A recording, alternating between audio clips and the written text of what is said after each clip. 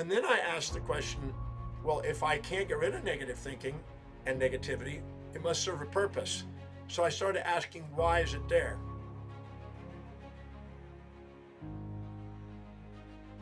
You may or may not have been, I guess you could say, indoctrinated by an idea of positive thinking. And I got this kind of put into my brain around age 18. I was given a set of books by Norman Vincent Peale, The Power of Positive Thinking. So I set out to try to be positive all the time.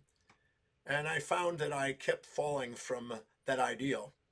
I kept trying to get to positive without negative and nice without mean and one-sidedness. And no matter how hard I tried, I've had all these little glitches that somehow I would be upset or negative to somebody else or somebody else. And I read more books on positive thinking, and no matter how many books I read on, I still had positive and negative thoughts. So I decided to go and actually meet with people who were the leaders in the positive thinking movement. So I actually went and watched Norman Vincent Peale. And he admitted in public to about 1,000 people that he had negative thoughts and that he wrote the books on positive thinking to try to override them and balance them. And I thought, well, that's interesting. He's at least confessing he's got them. So I felt a little less, you know, weak, he might say, because no matter what I was doing, I still had negative thoughts. And then I got to meet all the other people that were sort of in that movement. And I met Earl Nightingale and his brother, and I met W. Clement Stone, and all these people that had written books on this field. And one by one, as I knew them, I found out they were not positive people. I mean, I saw them yelling and screaming, and I saw them upset, and I saw them in legal suits, and one was suicidal. And I thought, whoa, this is shattering my myth that people are getting there. And I thought this is somehow hypocrisy. So I started to do a research project at age 28. 10 years of trying to be a positive thinker, and no matter what I did, I still had positive and negative thoughts. And I met pretty well the top 30 people in the field of positive thinking promotion, and not one of them had one-sidedness. They had both sides, and it wasn't hard to see. So I started doing a research project, and I monitored. I took the most positive words in the English language, and I created the most positive statements, and I started to affirm them 108 times a day. So I was saying 108 sets of 5 to 6 quotes a day that were positive. To try to affirm that in my mind, I tried all kind of gimmicks to try to stay positive, and I monitored this and charted this on a day-by-day cycle forecasting form that I called it.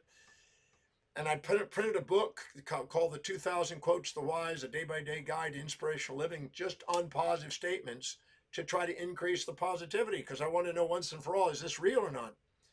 And then I realized after 2 years of literally affirming, 600 to 1,000 times a day positive statements, and monitoring in the 7 areas of my life what was going on in my life as honestly as I could, I realized that I had both positive and negatives no matter what I did. And I thought that this is a farce.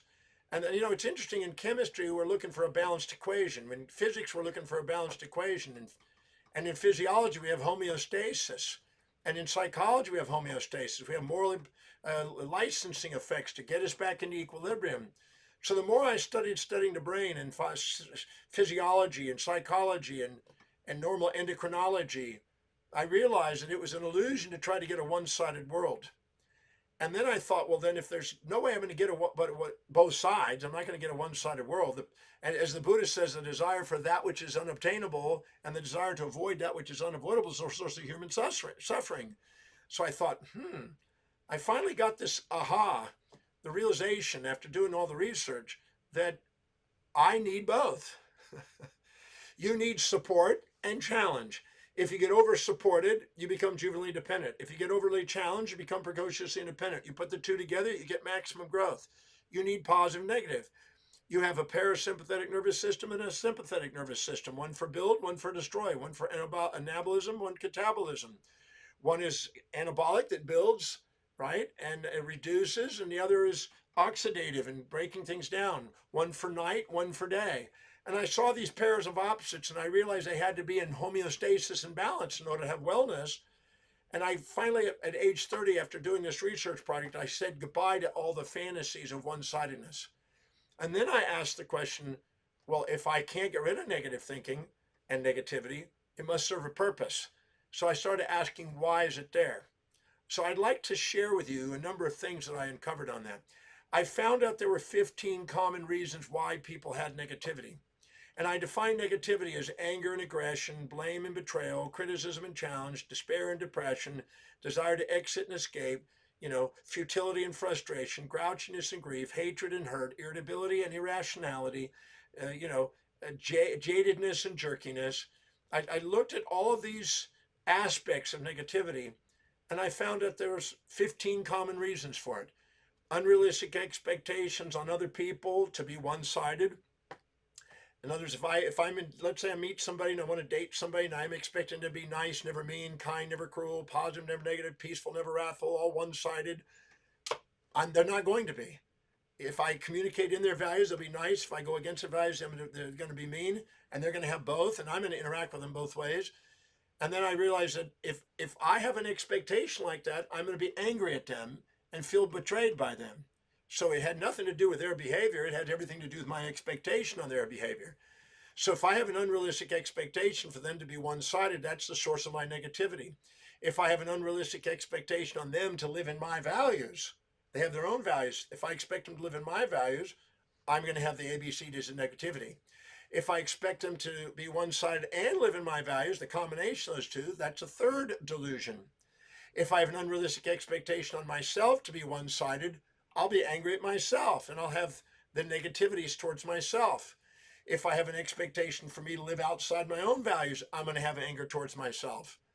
If I have an expectation of those two, to live one-sided and to live outside my values, I'll have both of those anger towards myself. If I have an unrealistic expectation on other people and myself that way, for all 6 of those, I will now have even more negativity. If I have an unrealistic expectation on the collective society around me to be one-sided, I will automatically have this ABCDs of negativity. And then the process of doing that, I will have that negativity. If I also expect everybody in the world out there to live in my values, I'll have negativity because they're not going to.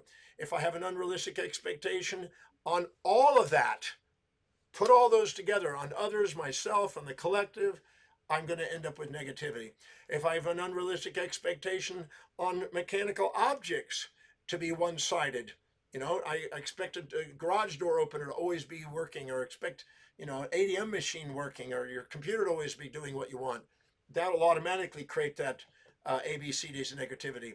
If I expect that, everything in the computer world is supposed to live in my values, imagine if the computer is supposed to read your mind all the time. That's, again, unrealistic expectation. So I found out that negativity is a feedback mechanism to guide us to set realistic expectations on others, ourselves, and the world around us. So negativity has a very important part of our life. It's giving us feedback to let us know when we're unrealistic in our expectations. Now, once you have this negativity, if you want to dissolve it, you can start to get yourself realistic about your expectations. But you can also have negativity when you resent somebody because they're, again, one-sided or not living in your values. So if you actually do this, and I call this the Demartini method, it's a series of questions in there. If you are angry at somebody and resentful to somebody, really angry at them, and you ask, okay, what specific trait, action or inaction, do you perceive this individual displaying or demonstrating that you resent most, that you're angry with most, you have a negative a feeling about most? And then define it and make sure it's not hearsay. Make sure it's not vague generalities and labels. Make sure it's a real specific action that they're doing that you're judging. Make sure it's not something about how you felt just by what you're looking at their action, not how you felt about their action.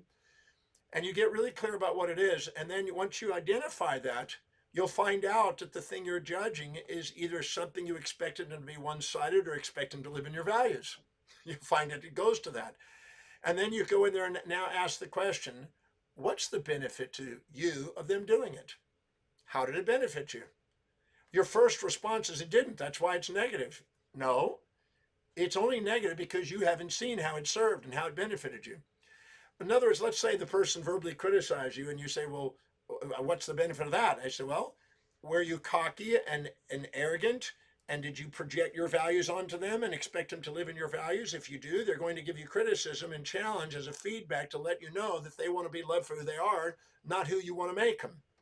And if you're arrogant, you need to be brought down because that's an inauthentic state. So if they're criticizing you and they're bringing you down, that's to your advantage. So the benefit is it's humbling you and making sure you don't project your expectations for them to live in your values, and you don't have an expectation that's delusional that they're supposed to be one-sided, always positive to you. Because if you do, you're going to get supported, you'll stay juvenilely dependent on them, and you don't grow. It's the challenges in life that make you precociously independent, make you an entrepreneur anyway. So if you start in stacking up the benefits of what they're doing when they're verbally criticizing you, for instance, all of a sudden you become more resilient and adaptable. You understand when you've been arrogant and how you're projecting and how you're thinking you're superior, and it calms you down. It levels the playing field, makes you more authentic. It increases the probability of sustainable, fair exchange in relationships, and it helps you break the fantasy they're supposed to be one-sided or they're supposed to live in your values. And so then what happens is when you stack up the benefits, once the benefits equal the drawbacks, your resentment and your anger goes away because you've dissolved the unrealistic expectations that drove it. Now, if you go on the other side and ask the question, if they were the way you hoped they would have been in the moment they did the trait that you disliked, if they did the opposite, the fantasy, the way you wished they would have been, what would have been the drawback? Because sometimes people have a fantasy that people are supposed to be nice and never mean, and kind and never cruel, and they're supposed to be living in my values, not their own. And as long as you live in that fantasy, if you don't find the drawbacks to fantasy, you keep projecting that fantasy on other people and they can't live up to it, and you set yourself up for the negativity. Your negativity is your feedback mechanism to let you know that you're projecting unrealistic expectations on life. Because when you set realistic expectations and real objectives, if I expect you to live in your values, I won't be betrayed. If I expect you to live in mine, I've set myself up for anger and I'll be betrayed. If I expect you to be one-sided, I'm going to feel angered because you're not going to be. But if I expect you to be both-sided and nice and mean and kind and cruel, depending on how I've interacted with you, I have a realistic expectation. If I'm communicating and nice and supportive of your values, you'll probably treat me openly. If I go against your values and challenge you, you'll probably be aggressive to me. That's life. I'm not one-sided. You're not one-sided. Life's not one-sided. So the negativity is a feedback mechanism guiding you to help you rebalance your life and put yourself back into realistic expectations. So I went on this journey about positive thinking, and I found it was futile. I don't waste my time on it. I think it's childish. It's the opium of the masses. It sells to people. And it doesn't, you don't live it. It's just an ideal that you think you're going to live, fantasize about it. And I can easily point it out. I ask people, how many of you still have negative thoughts and negativity? And they all put their hands up. Everywhere I go, I've seen that. So it's delusional to think you're going to be a one-sided human being. It's delusional to think you're going to be, living in somebody else's values. When you're infatuated with somebody, you try to live in people's values, but within a short period of time, you eventually go back to your own. So every decision you make is based on what you believe will give you the greatest advantage or disadvantage to your own values. So don't try to live in a fantasy you're going to live in somebody else's values or others are going to live in your values. Honor each other by communicating what you value in terms of what they value. When you can communicate that and practice that, that's the ultimate sales and caring process.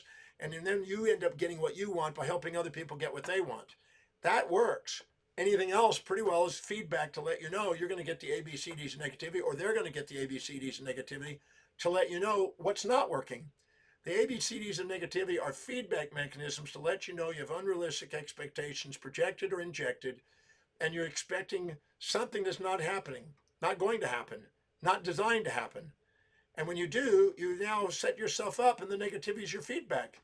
And the same thing, if you have this idea that people are supposed to be always one-sided, you're going to be let down. So I gave that up at age 30. From 18 to 28, I tried to be a positive thinker. I tried to promote that, and I felt like a moral hypocrite because I wasn't living it. And I met all these people that were also moral hypocrites, and they weren't living it. And so I thought, this is ridiculous. Why would I go and promote something and teach something that BS is not sustainable? Now I'd rather give people a reality and ground them so they can love and appreciate themselves and have realistic expectations on themselves. And your negativity is your feedback to let you know whenever you're not having realistic expectations.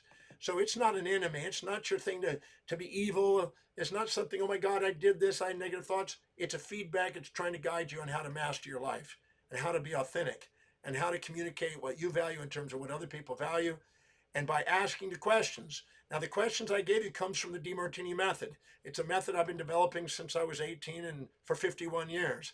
It's a thing I teach in the breakthrough experience. That's why I tell people to come to the breakthrough experience. I can save them an enormous amount of time. If you're sitting there catching up and beating yourself up or being angry at other people and having all these emotions, they're not necessary. They're feedback systems. And I can show you exactly what questions to ask and what expectations to try to put into place. My students that come there and they go in, they go out with this new perspective. All of a sudden, they notice the amount of emotional drama that they were creating in their life subsides. And they know exactly what questions to ask when they end up having these negativity, to know exactly where their unrealistic expectations are and how they're designing this for their life. It's amazing when all of a sudden you're aware. It's like liberating. So if you want to sit there and wallow in the fantasy that you're going to be positive and then judge other people for the negativity that you're feeling ashamed that you have, well, that's one thing. But if you'd like to liberate yourself, I have a way of doing it. And then please come to the breakthrough experience where I teach the Demartini method. The question is, again, what specific trait, action, inaction do you perceive this individual displaying or demonstrating that you despise, dislike, or hate most? Then you can go in there and ask, how does it serve you? Go to the moment where and when they're actually demonstrating this, and how is it serving you? And then if at that moment they had done exactly the opposite, the way you fantasize and wish they'd have been in that moment, what would have been the drawback? Because as long as you have a fantasy and an unrealistic expectation, you're going to end up with the ABCDs of negativity to try to guide you back to realistic expectations that are objective, according to real values, so you can master the art of human behavior. So if you want to be more authentic, you want to liberate yourself from the thing, come and learn that method. I assure you it's valued to be useful for the rest of your life, and it's right at the breakthrough experience. Take advantage of the opportunity. It's changed thousands of people's lives, and I'm certain it can make a difference in yours.